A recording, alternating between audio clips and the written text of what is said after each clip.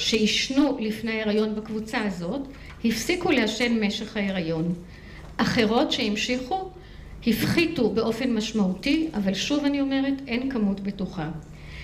המודעות לסיכון של מוות בעריסה לפני ההיריון ורמת ההשכלה של האימהות נמצאו כפרדיקטורים המנבאים הטובים ביותר להפסקת עישון בזמן הריון ואחריו.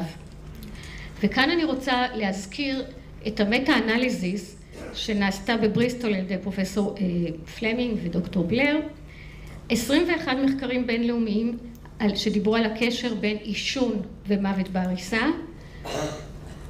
התוצאה של כל המכלול ש9 מתוך 10 אימהות שבנם או ילדיהם נפטרו ממוות בעריסה היו מעשנות, נשים שישנו בזמן ההיריון. אימהות שישנו במשך ההיריון היו בסיכון של פי 4 יותר לאבד תינוק למוות בעריסה. זה מאוד מאוד קשה. נתונים ממש לא טובים, אבל יש גם צד חיובי, וזה המסר שחשוב לי מאוד מאוד להעביר אותו. וזה תוצאה סטטיסטית שדוקטור בלר מהקבוצה הזאת חישב ואמר, אם אנחנו או ההורים יפסיקו לעשן מחר, ואני אומרת היום, יותר מ60% ממקרי המוות בעריסה יכולים להימנע. אפשר עדיין להוסיף על התמותה שירדה מהשכבה על הגב, אם נתמיד בעניין של הימנעות מעישון בהיריון ואחריו, נוכל להנמיך את התמותה בעוד 60%. בארץ, בסדרי גודל, אם אנחנו מדברים על בין 40 ל-60 תינוקות בשנה, ושוב זה הערכה, ואנחנו נדבר ודיברנו על הבעיות איך להבחן את זה, אבל אנחנו מדברים על בערך 60% עד 40 תינוקות בשנה שאפשר להציל. המסקנה שלנו צריך להמשיך במאמץ, לחנך את הציבור על הסיכון שבעישון, בעיקר עם הקשר למוות בעריסה, אבל יש עוד סיכונים שאני לא דיברתי עליהם, כולל סיכונים של יותר מחלות ריאה, דרכי נשימה, נוזלים באוזניים וכו'. אבל הסיכון הזה שהוא סיכון טרגי ביותר. ולכן אנחנו צריכים להפחית את הסיכון הזה, יכולים לעשות את זה ובכך להוריד את התמותה ממוות בעריסה. תודה רבה שלא ישנתם ולא ישנתם. תודה דוקטור שץ על ההרצאה המסכמת והחשובה. אנחנו יוצאים להפסקה. יש מישהו שיש לו שאלה דחופה? אני רואה שכולם יש להם דברים דחופים אחרים לעשות, אז שיש הפסקת קפה ועוגה. ענת, שאלה לוחצת.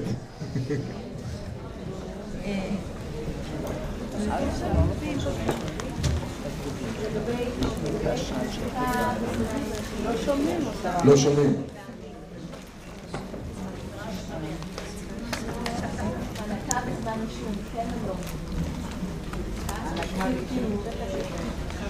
מה השאלה?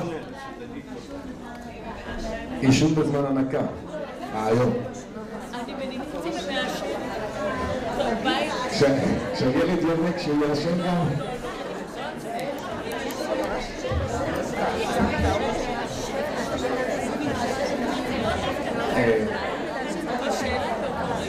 זה לא רק דרך החלב, אלא...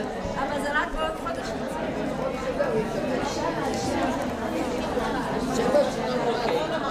אם להפסיק להדליק, אני לא חושבת, אבל אני חושבת שלי לא ידוע אם זה מגביר את הסיכון, כי אנחנו כרגע שמענו שהנקה נותנת 50% הגנה. אם יש שאלה להדליק או לא, להדליק או לא להדליק, שתניק ותפסיק לעשן. ענת, אז ענת, ב-11:30 מחדשים את הדיונים? אוקיי, יותר קרוב, אוקיי. המושב הזה מתחלק לשניים, ההרצאה הראשונה תהיה בעברית, ואחר כך אנחנו נעבור לאנגלית. ובזמן שדוקטור ליזה רובין, אני מזמין אותה לבמה, בזמן שהיא עולה לבמה, הנושא שלה הוא תמונת המצב, מאפייני מוות פתאומי בתינוקות בישראל. דוקטור רובין היא מנהלת היחידה לאם וילד ולמתבגר במשרד הבריאות ומרצה בבית הספר לבריאות הציבור באוניברסיטת חיפה.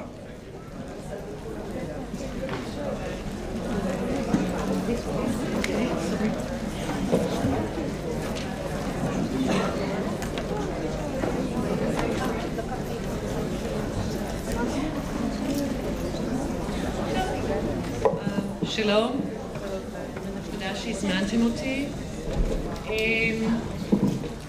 בניגוד לאנשים האחרים שמציגים כאן נתונים ממחקרים שגם כן מבוססים על הרבה עובדות, אנחנו בישראל יש לנו בעיה עם העובדות, וזה מה שהדוקטור שץ הצהירה והבהירה בהתחלה. אני רוצה להגיד משהו. אנחנו נציג בפניכם מה שאנחנו יודעים, קצת על מקרה מוות פתאומי בתינוקות בישראל. אני מציגה לכם נתונים מ-2008-2010. הם נתונים שהם אינם מלאים מפני שאין דיווח מלא עדיין לשנות 2009-2010, והם נעשו על ידי עובדות שלי ביחד במחלקה לאם וילד במשרד הבריאות. צריכים לציין מראש שכפי שדוקטור שץ אמרה, שאין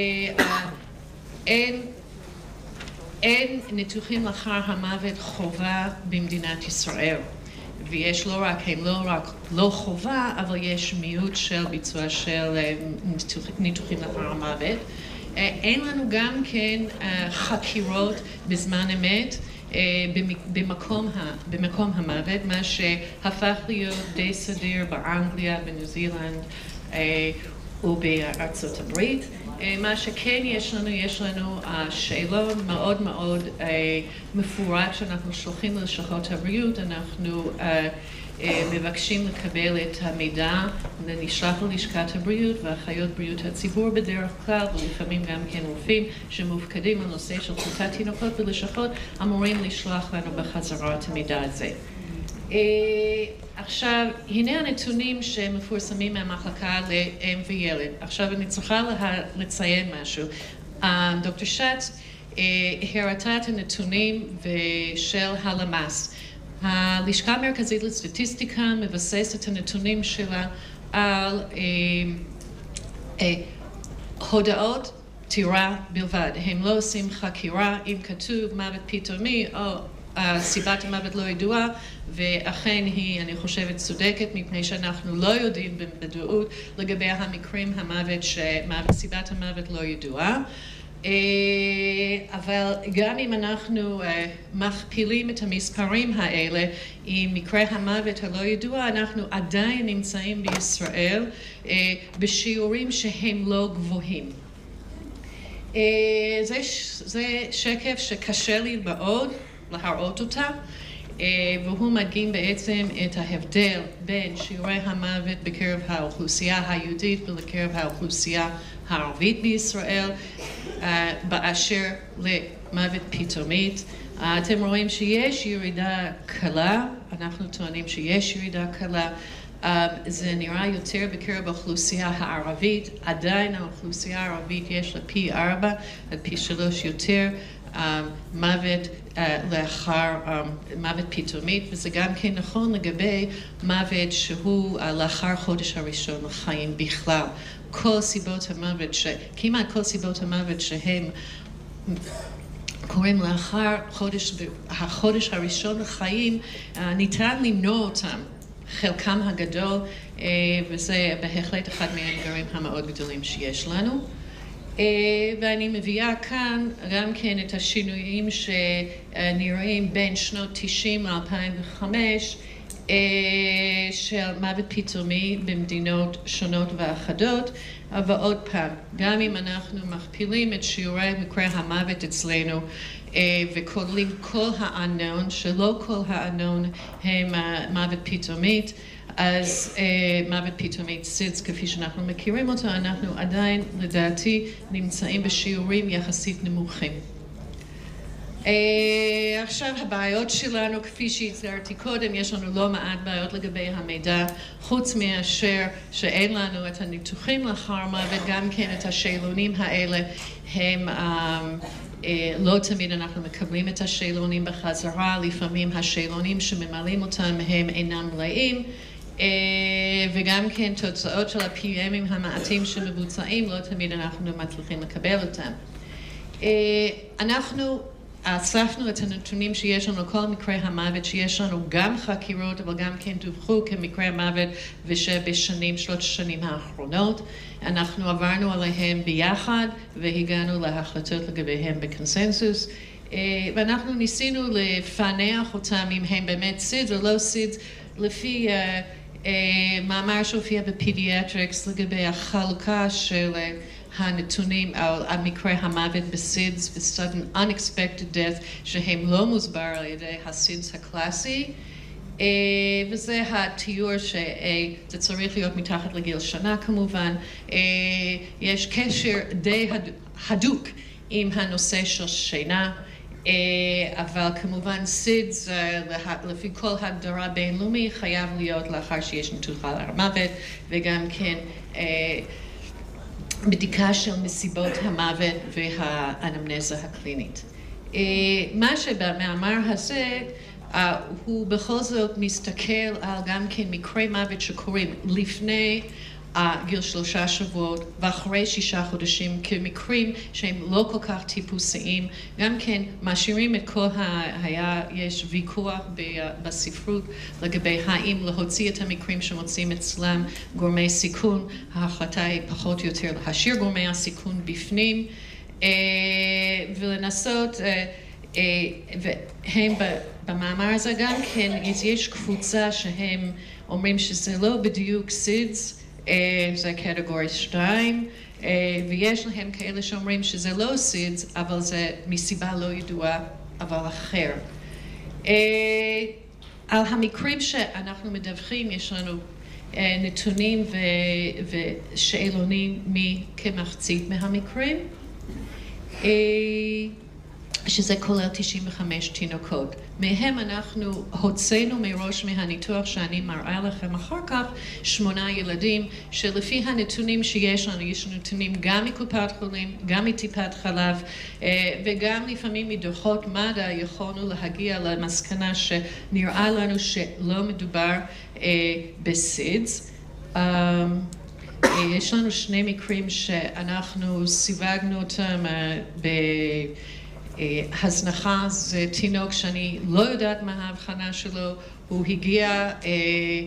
הגיע במשקל לידה בגיל חודשיים, פחות מהמשקל לידה שלו, לפעם הראשונה, וילד אחר שלהבנתנו הוא חשוד לתינוק, התסמונת התינוק המנוער. הנה הגיל, החלוקת הגיל, זה על כלל כל הילדים אחרי שהוצאנו את 8 האלה. אתם רואים שיש לנו מעט מאוד מקרים לפני גיל 3 שבועות, הם מופיעים למטה, בין 21 יום ל6 חודשים, זה מרבית הילדים, ויש לנו מעט מאוד שמופיעים אחרי 6 חודשים, ודווקא החלוקה בין יהודים וערבים הוא לא שונה, דווקא האחוזים בקבוצת של היהודים מופיעים קצת יותר מאחורי גיל 6 חודשים.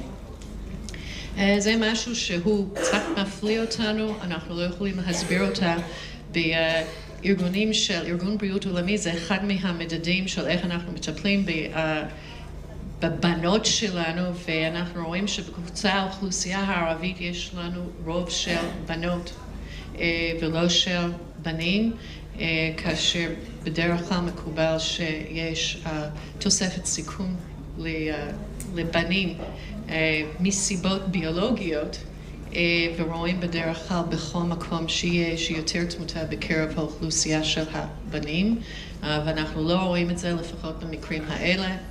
כמובן אני צריכה כל הזמן להסתייג ולהגיד שהנתונים שלנו הם לא מלאים. אני מקווה שבשנה הבאה, כאשר דוקטור שץ מזמינה אותנו, יהיו לנו נתונים יותר טובים. ואני מנסה להימנע מניתוח יתר, מפני שאני חושבת שיש סכנה כשיש לא מספיק נתונים והם לא מספיק מלאים לעשות ניתוח יתר. אנחנו רואים מימין לשמאל, האקסל שלי לא מרשה לי לעשות את זה בהפוך, אז אנחנו רואים שאת העודף תמותה בחודשי החורף בישראל אנחנו עדיין רואים את זה וחזק מאוד, חזק מאוד. אם הייתי מוסיפה 7 מקרים שאירעו כנראה לאחרונה בשנת 2011, אנחנו דווחו בעיתונות על מקרים של מוות בתינוקות בגיל 2 עד 4 חודשים, העלו כל מיני השערות, אבל כנראה הם גם כן מקרים של מוות פתאומי. אנחנו רואים שאנחנו, מה שתואר במקומות אחרים, שעם ההתחלה של ההמלצות, באימוץ ההמלצות לישון על הגב, אז רואים שיש ירידה משמעותי בנטייה הזאת עם החודשים לראות את זה, אנחנו עדיין רואים את זה. ואנחנו עדיין רואים את זה גם כן במקרה המוות שקוראים מאוחר וגם כן מוקדם. איפה קרו המקרים האלה? אז אנחנו רואים שרוב רובם של המקרים המוות קורה בבית.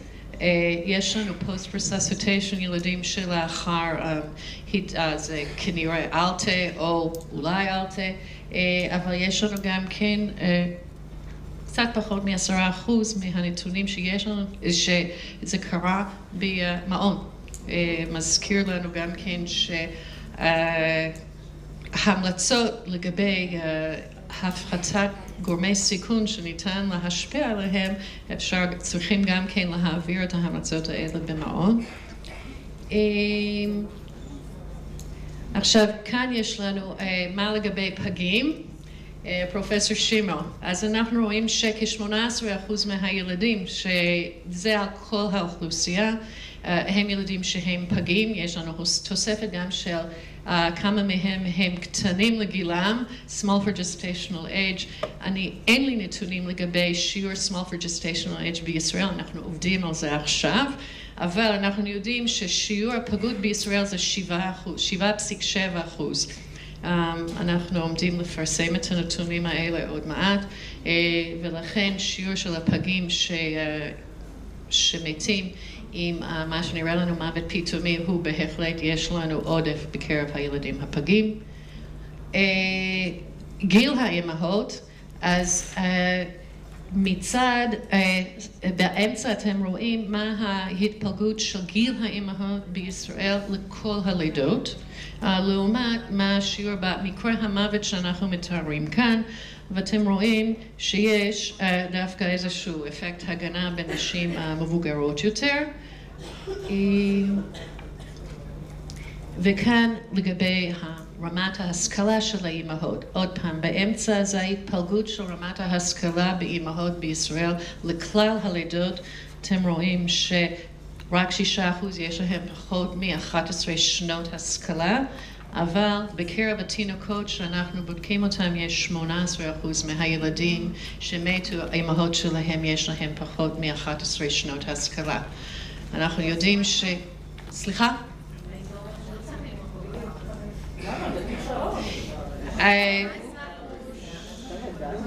אנחנו בקרב כלל האוכלוסייה 6% מהנשים יש להם, של יולדות, יש להם פחות מ-11 שנות השכלה, אבל יש להם עודף תמותה, אוקיי?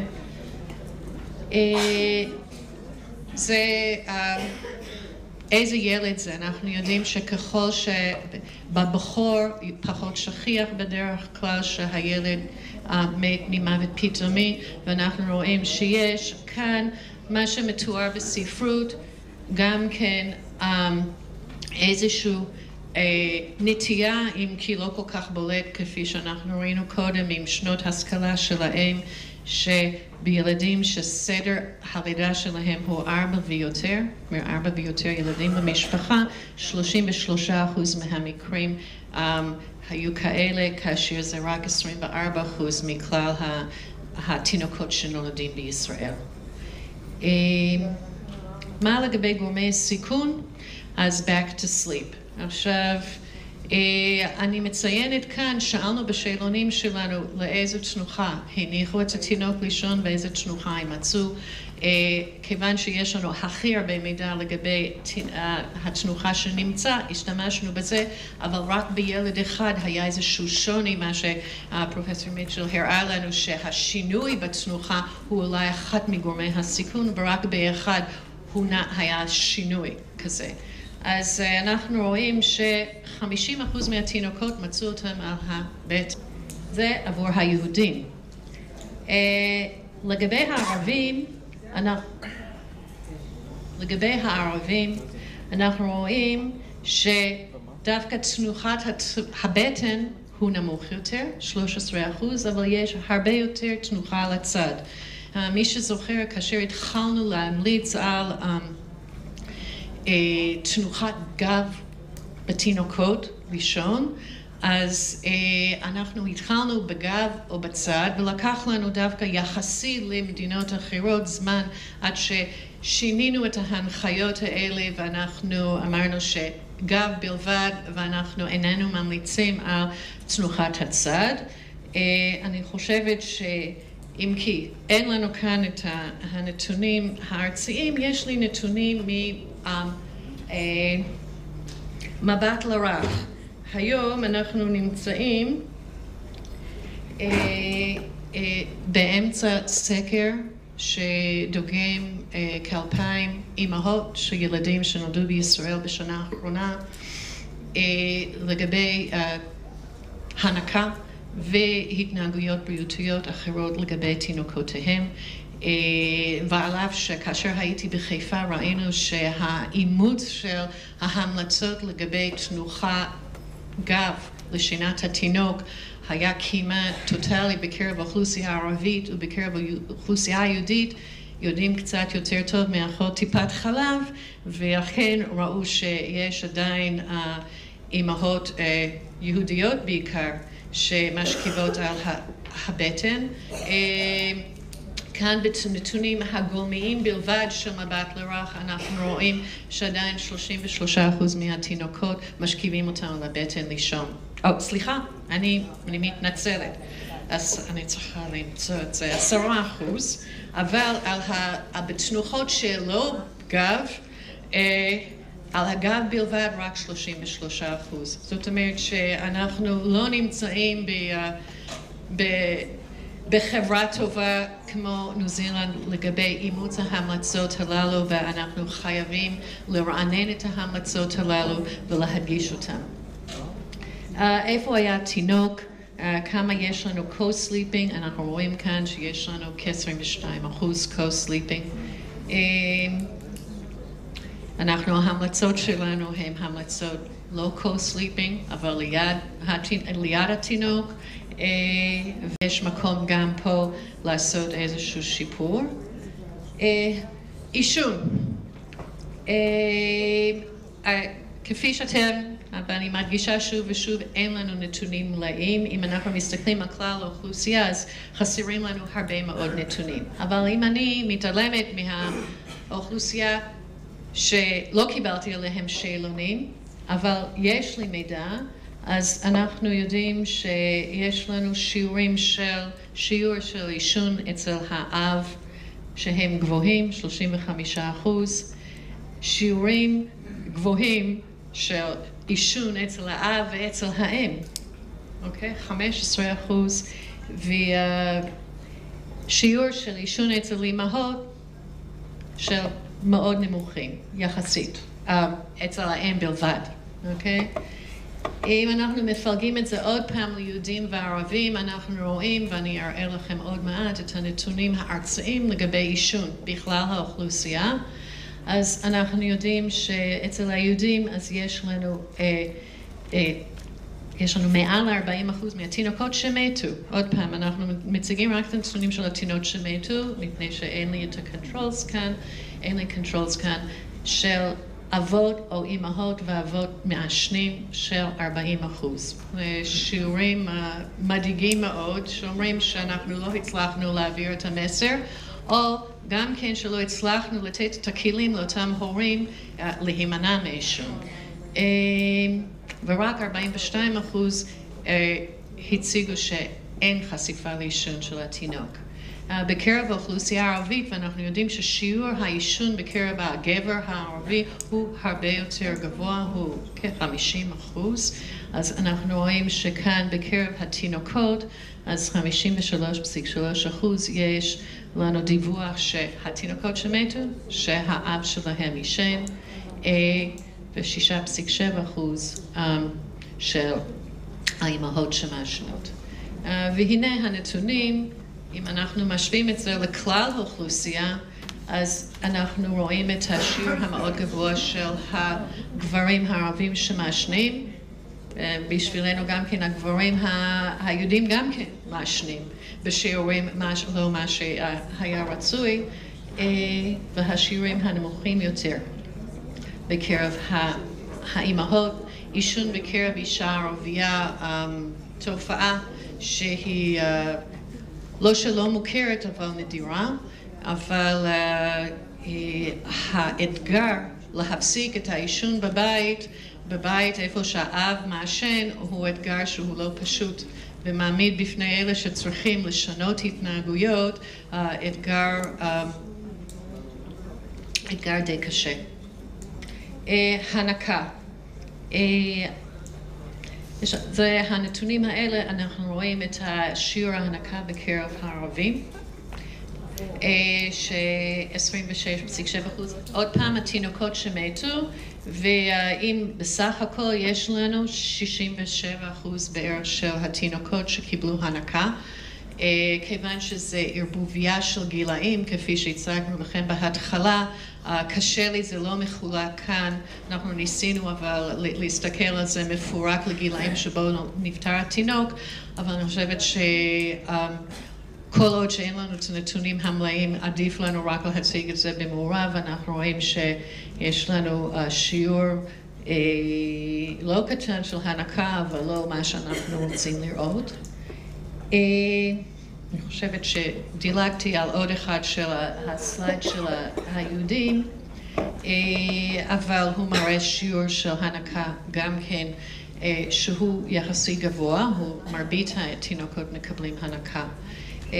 כאן יש לנו, הסתכלנו על היה אולי צריך להיות לפני כן, לפני שאנחנו לא נשנה את התעסוקה של האבות במשפחה, אבל ראינו שיש איזשהו עודף, אני לא יודעת אם הוא אמיתי, אנחנו צריכים לחכות עד שיש לנו נתונים יותר מלאים לגבי שיעור האוכלוסייה שבו שהאב הוא אברך, האם זה אומר שיש לנו שיעור מוגבר בקרב האוכלוסייה החרדית.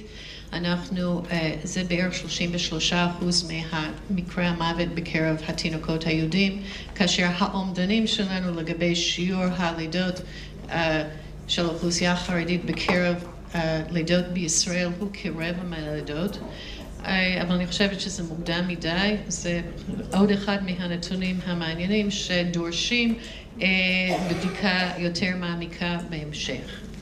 אז אם אני מסכמת, מהנתונים שמצאנו והנתונים של החקירות, כאשר עברנו גם כן על הנסיבות של המוות, אז רוב המקרים הם היו מקרים שהם מתאימים לפי התיאור הקלאסי של סידס, אם כי תוך כדי האנמנזה וחפירה בתוך מגוון הנתונים שיכולנו למצוא, אנחנו ראינו מאלה שיש לנו חקירות, ש20% אנחנו הוצאנו אותם, אלה הם האקסקלוזן של ההתחלה שלנו שאני התייחסתי אליהם. יש לנו את התנודות בשיעורי התמותה המאוד מאוד חזקים שתוארו במדינות אחרות לפני הכניסה של Back to Sleep. אולי זה מצביע על זה שאין לנו חדירה מספקת של ההנחיות לישון על הגב. אנחנו רואים שיש סיכון, נראה לנו שיש סיכון יתר בין נשים שיש להם פחות השכלה, ויותר בנשים שיש להם יותר, ותינוקות שהם נולדים יותר מאוחר, יותר ילדים במשפחה, דברים שתוארו, אבל הממצא של עודף תמותה בקרב הבנות, בקרב האוכלוסייה הערבית, מדאיגה ודורש גם כן בדיקה. שינה על הבטן, חשיפה לעישון, גורמי סיכון חשובים שאנחנו רואים בקרב התינוקות שמתים, ובקרב האוכלוסייה הערבית זו חשיפה לעישון אצל האב. יש לנו סיבות להניח שהחשיפה הזאת הוא מעבר למה זה בעצם גורם סיכון מעבר למה שאנחנו רואים בקרב האוכלוסייה הכללית. אני נמנעת מלהגיד לגבי ההנקה, אני פשוט לא יכולה להשוות את זה כרגע. אני חושבת שיש סיבות, ואני מקבלת את הממצאים הן של פרופסור הוק והן של פרופסור לוביצקי, שאומרים שהנקה, ואני מצדדת בהם כאמצעי שאנחנו צריכים לקדם אותו בכל כוחנו בכדי למנוע הרבה דברים, כולל סידס. וצריכים גם כן ממצאים, אנחנו צריכים לחקור את השיעורים גם כן בקרב תת אוכלוסיות שלנו. איפה אנחנו הולכים הלאה, וגם כן לקראת הססיה השלישית שלנו היום, האם אנחנו נוכל לשנות את מה שקורה בישראל. אני חושבת שהשאלונים שאנחנו מאוד מפורטים ומקבלים הם מאוד מאוד חשובים. אנחנו צריכים לנצל את כל המידע שיש לנו, אני חושבת שיש הרבה מידע שם. פרופסור הוק אמרה לי לפני שאנחנו התחלנו שיש לנו גיליונות ממוחשבים של קופת חולים. אנחנו מקווים שבעתיד הקרוב יהיו לנו גיליונות ממוחשבים גם כן של כל טיפות החלב, שיקל על העבודה הזאת לקבל מידע. אנחנו בתהליך להפוך את השאלונים האלה לא כמשהו שהוא רשות, אלא חובה. אנחנו ננסה למצוא את הדרך לעשות את זה. אבל אני רוצה להגיד שאני חושבת שאנחנו צריכים לעשות, אנחנו חייבים לעשות מאמצים להדריך ולחשר את האנשים שעושים את הרעיונות האלה, מפני שהם רעיונות שהם לא קלים לביצוע, ואנחנו תפקידנו בתור משרד הבריאות לתת את ההדרכה הנחוצה בכדי לאפשר לעשות את זה, הן לגבי בצורה אחידה, אבל גם כן בצורה יעילה וטובה. מה לגבי PM? אני יודעת שכל אחד שמתעסק בסיד אומר בלי PM איך אפשר לעשות את זה. אני חושבת שזה לא כל כך ריאלי באווירה הפוליטית היום שאנחנו נוכל לחוקק חוק. יש אנשים שינסו, אני חושבת שאנחנו צריכים קודם כל להתמקד על השאלונים, על שאלונים בזמן אמת לגבי נסיבות המוות. אני חושבת שהם מקור של הרבה מאוד מידע ואנחנו צריכים לנצל אותם. אינני אומרת שאין מקום לעשות PM, אני אומרת שבנסיבות הישראליות אני אינני בטוחה שנוכל להעביר חוק כזה.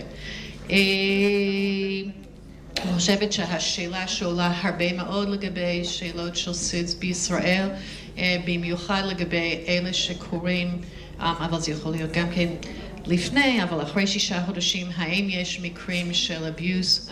אין לנו בירור מספקת לגבי זה, ואנחנו חייבים לכלול, עוד פעם, לפי חוזר מנכ"ל או לפי חוזר מנהל רפואה, לחייב בדיקות מסוימות שהם נעשים לכל תינוק. זה דורש עבודה עם המשטרה לדחות במידת מה את קבורה במתן אישור לרישיון קבורה וכו'. אני חושבת שזה חשוב גם כן למשפחות. אנחנו צריכים להגיש מתן למשפחות תשובה לגבי מה נראה לנו כסיבת המוות של התינוק. זה חשוב למשפחות שהם יקבלו את זה. זה חשוב כמובן לחברה לדעת שאנחנו לא מרשים למקרים של התעללות בילדים לקרוא.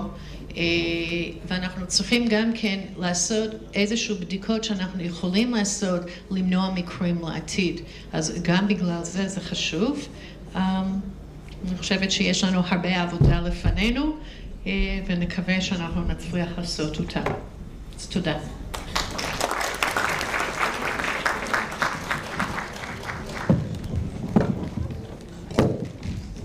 תודה רבה דוקטור רובין על ההרצאה המאוד מאוד מעניינת. יש לנו זמן לשאלה אחת או שתיים לפני שאנחנו נתקדם להרצאה הבאה. בבקשה.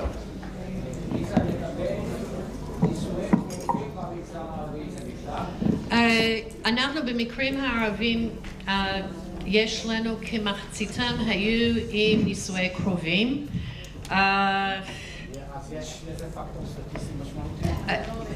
בקרב האוכלוסייה הערבית, אם אני מתחילה, בקרב האוכלוסייה הערבית, אז ברור שאחד מהסיבות הנוספות יכול להיות שמחלות מטאבוליות, תורשתיות שלא מאבחנים אותן. אבל גם כן יש נסיבות סביבתיות. אני מסרתי לפרופסור הוק בזמן של ההרצאה של פרופסור אמיתי. ילדים בדואים לפעמים חיים באיזשהו, במעון, ואחד מהמתמחים לבריאות הציבור לפני מספר שנים טובות, הוא עשה את התזה שלו על ילדים והשיעור של מחלות רספירטוריות מוגברות בקרב האוכלוסייה הזאת, ופשוט הראה את התמונה של ילדים שיש אש פתוח שמחמם את הבית בחורף עם עשן ומה שנובע מכך. לא כוויות, אבל הזיהום שיכול להשפיע. אז בקרב האוכלוסייה הערבית ברור לי שיש סיבות שניתן למנוע ואפשר להוריד את השיעור יותר. וקונסנגויניטי ונישואי הורים זה אחד מהם, אבל הוא לא כל הסיפור. אני לא, בהכירי בשטח, לא מאמינה שזה כל הסיפור. עוד שאלה אחת? לי יש שאלה קצרה אם אין מהקהל. בקשר לפגים, יש לנו פגים שהולכים הביתה שלא הייתה להם כל בעיה חוץ מהפגות, ויש לנו פגים שהולכים הביתה עם חמצן ועם כל מיני מחלות ובעיות כרוניות. האם יש הבדל בשיעור הסידס בין שתי הקבוצות האלו? אין לי את התשובה לזה עוד. וגם כן המספרים הם עדיין מאוד קטנים. אוקיי, תודה רבה לדוקטור רובין. Okay, it's a pleasure for me to invite Professor Fernhaug to come and address us this morning or this afternoon. Professor Haug is Professor of Family Medicine and Public Health Sciences and Director of the International Family Medicine Clinic at the University of Virginia. And the subject is going to be the AAP guidelines, how to get the message out. Thank you.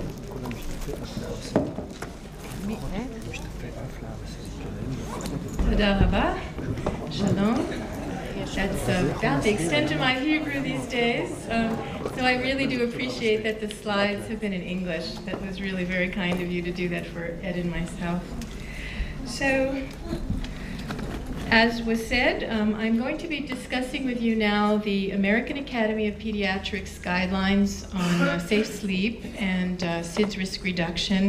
And I'm also going to spend a considerable amount of time on some of the interventions, how they've been evaluated, what the challenges are that we now face in getting the message out, and what are the possibilities.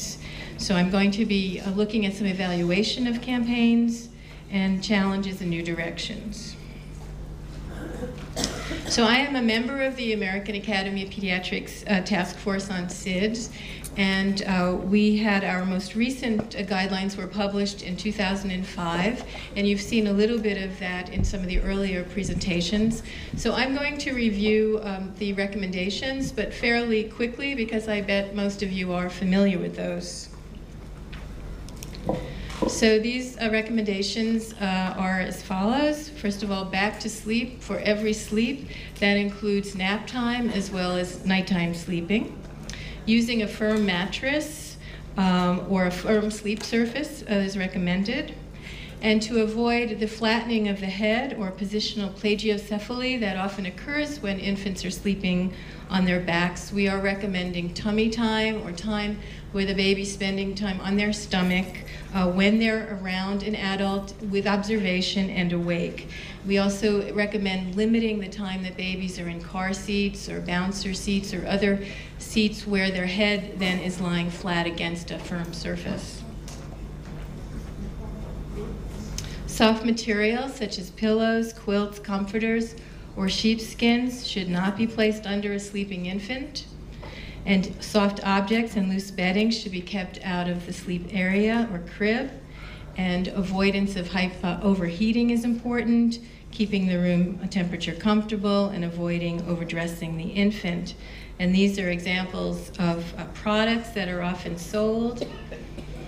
And you see that the message that parents get is very confusing because they see these pictures with all kinds of fluffy and soft and beautiful items, which should not be in the crib at all.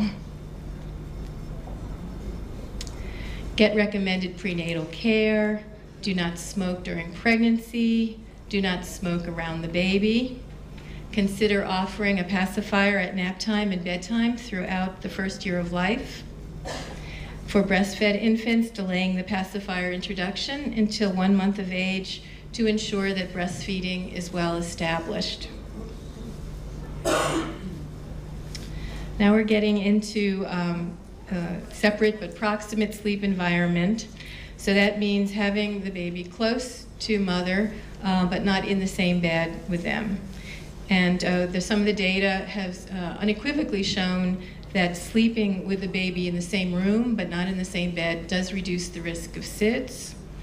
So a crib, bassinet, or cradle that conforms to the safety standards is recommended.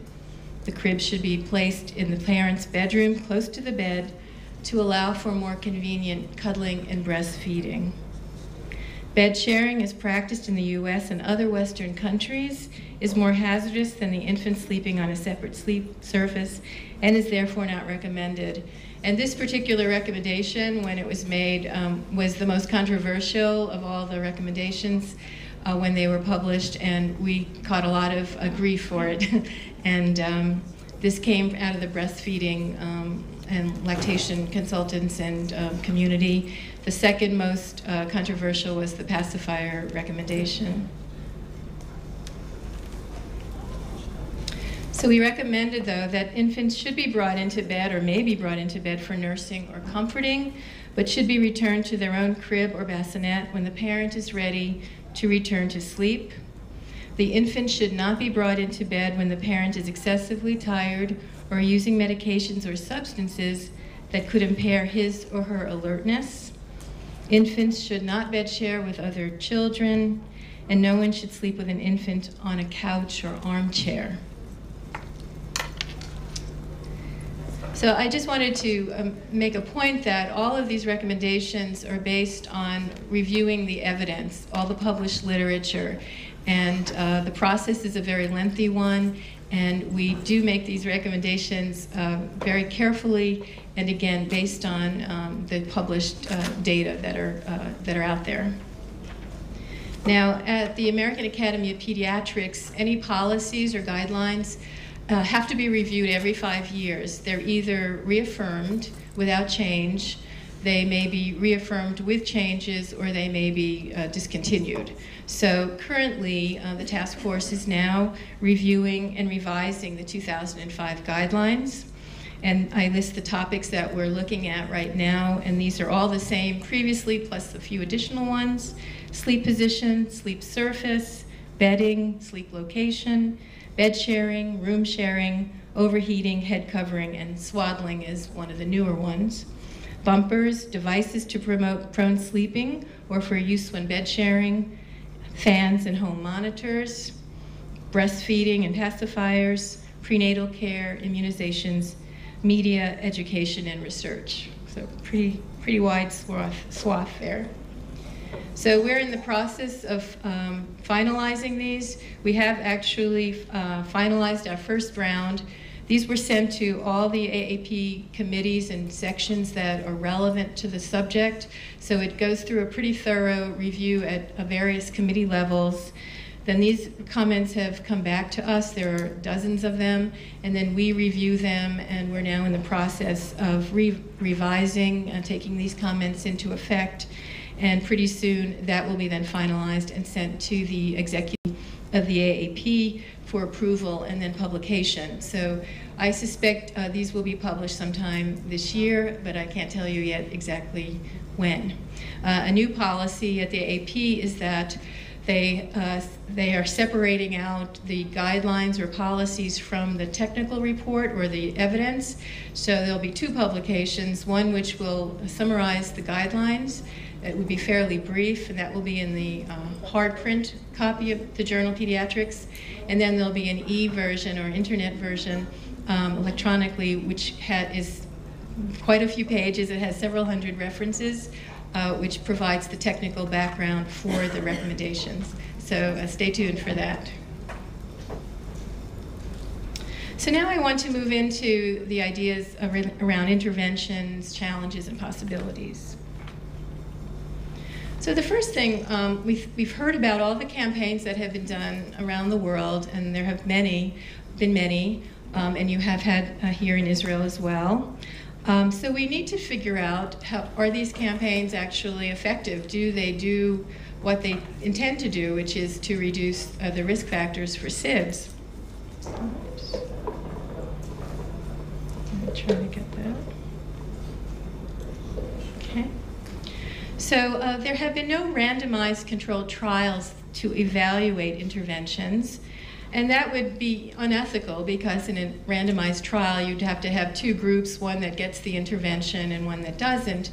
But we know so much about SIDS and risk reduction that we really have to depend then on observational studies.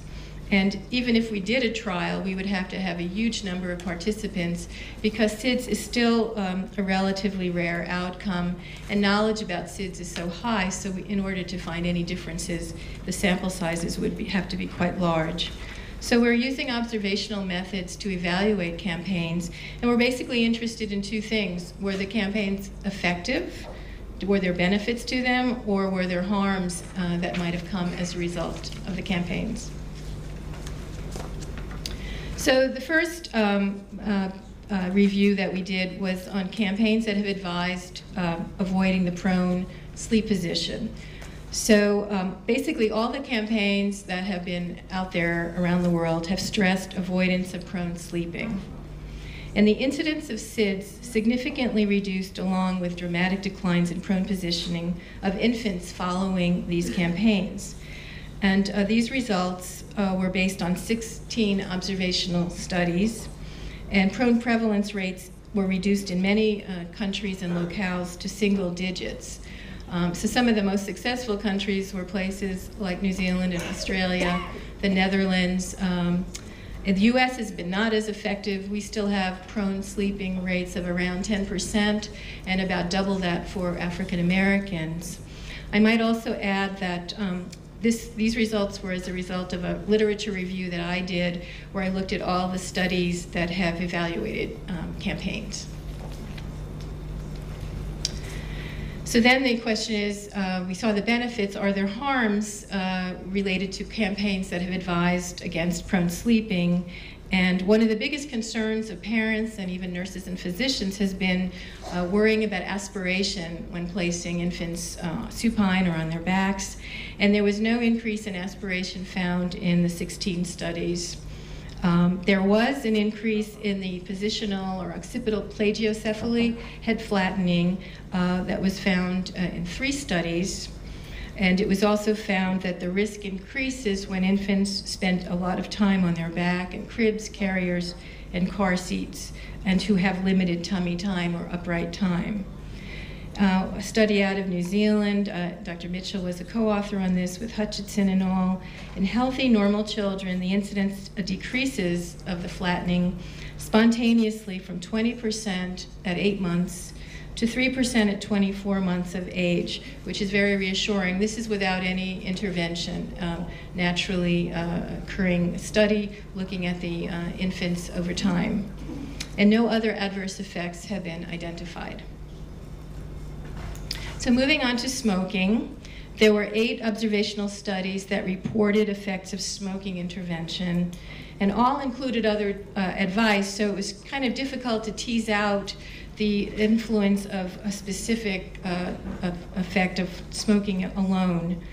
But again, coming out of one paper looking at the possible population attributable risk to smoking, it increased during the study period from 50% to 80% due to the decrease in prone positioning.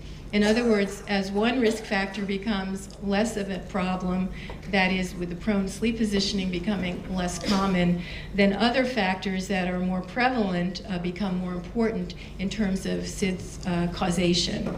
And so, as you saw in earlier slides, the population attributable risk, or the number of SIDS deaths attributable to smoking, has gone up enormously. And the smoking prevalence in pregnancy in 2 of these studies shown that it decreased as a result of the campaigns. And are there any harms with stopping smoking? No, there are no harms that we have found if someone stops smoking. Okay. So looking at campaigns that have advised to breastfeed, there were 6 observational studies. Mothers who chose not to breastfeed, the incidence decreased from 21% to 7% in one study that was done in Austria. So that is, people chose to breastfeed more commonly. Exclusive breastfeeding increased from 53% to 67% in a Japanese study. The campaigns were followed by reduced incidence of SIDS, but again, because the campaigns always had other risk reduction measures in them, it's difficult to tease out the specific influence of all of these different interventions. So campaigns that have made other recommendations, basically there was no or little evidence in the literature of the benefits or harms of these recommendations.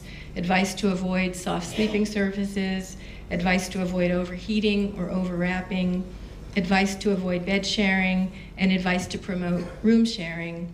There was one study, again out of New Zealand with Mitchell and colleagues. So they had the advice to avoid bed sharing, prone sleeping, tobacco exposure, and advised to breastfeed. That was in their original initial campaign.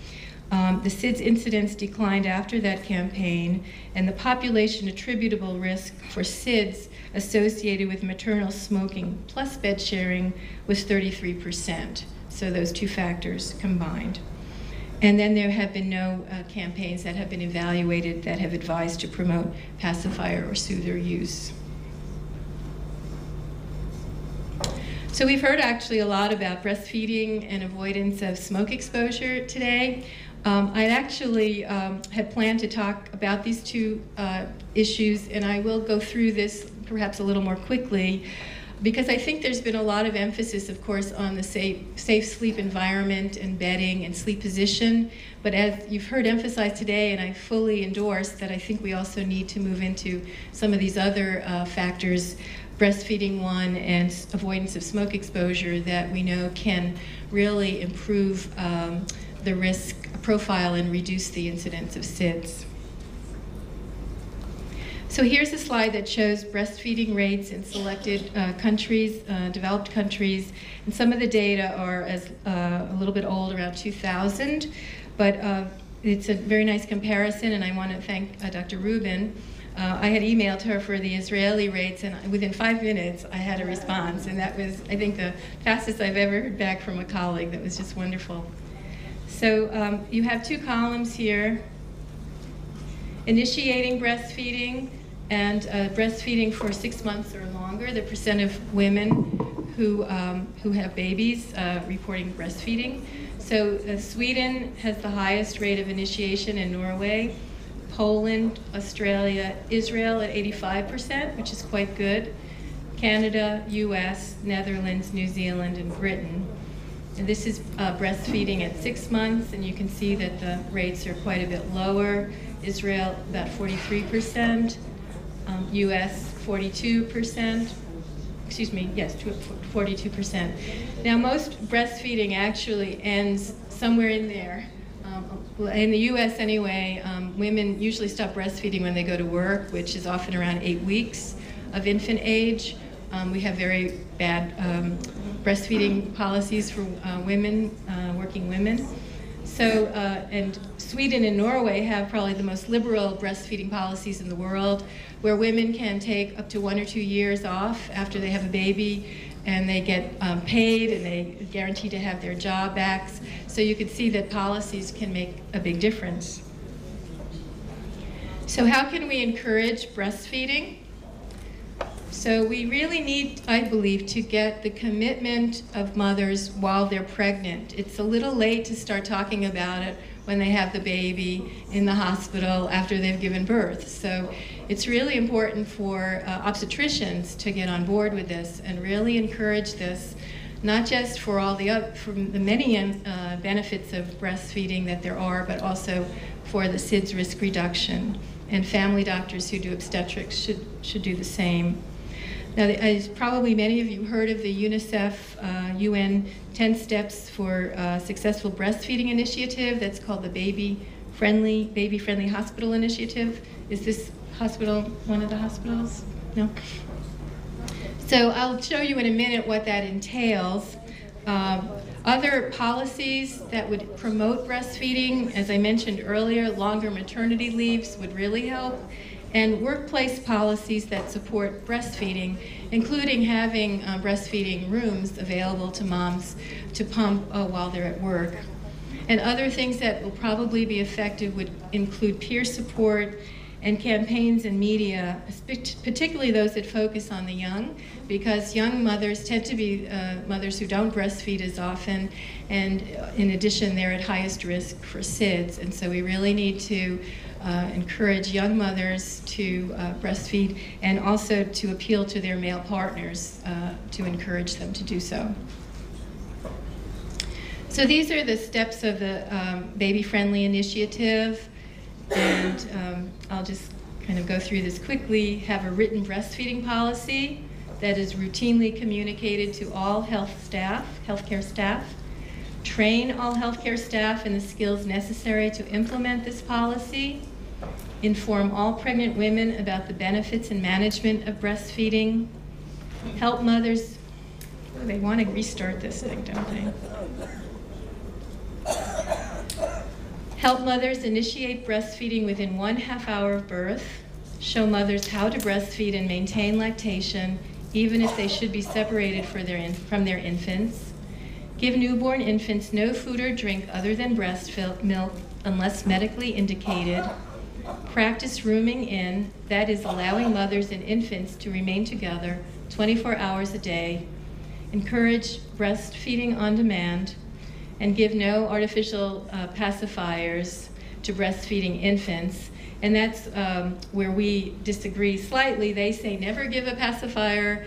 Our policy, as you heard earlier, was to give pacifiers once breastfeeding is well established. And foster the establishment of breastfeeding support groups. Okay, moving on to smoking. Worldwide, about 12% of women smoke, and this statistic is expected to rise to about 20% by the year 2025, particularly in countries like China and India, where the cigarette manufacturers are just converging on these countries because they see these as new markets for their product. Only 18 to 25% of women quit smoking once they become pregnant. We heard from Dr. Schatz earlier that about 50% of her sample had quit during pregnancy, so the rates are going to vary, of course, by location. And smoking rates among indigenous or native populations are alarmingly high, at least 2 or 3 times higher. So this is a graph showing you of the tobacco use among girls. These are teenagers 13 to 15 years of age. Africa is 5%, America 15%. EMR stands for Eastern Mediterranean, so that would be your region, 2%. Europe is the highest at 17%. So that quitting is very, very difficult, even quitting during pregnancy. So we really have to start young when they're in their, even before they become teenagers, to try to discourage smoking.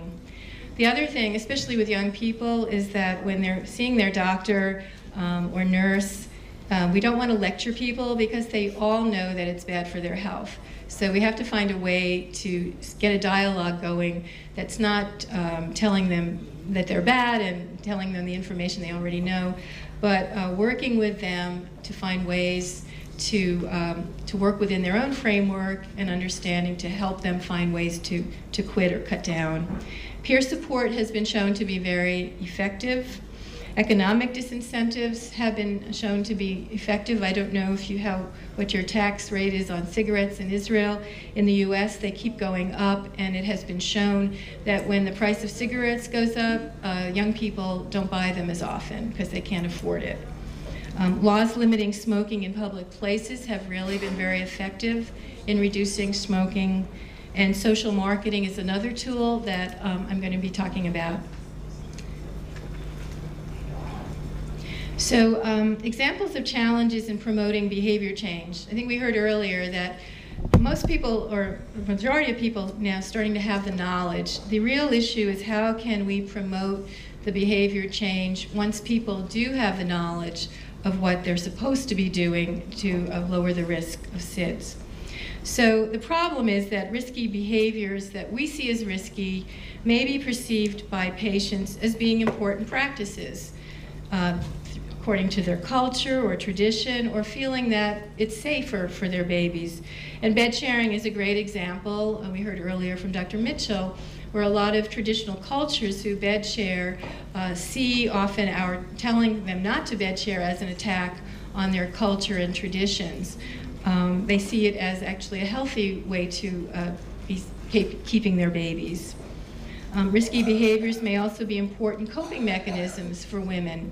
So smoking is a stress reduction method for a lot of women, or men as well. So telling someone to stop smoking may be very difficult if she sees that as her main source of comfort and stress reduction. And alcohol use is another one of those behaviors. Again, people find it relaxing to drink alcohol,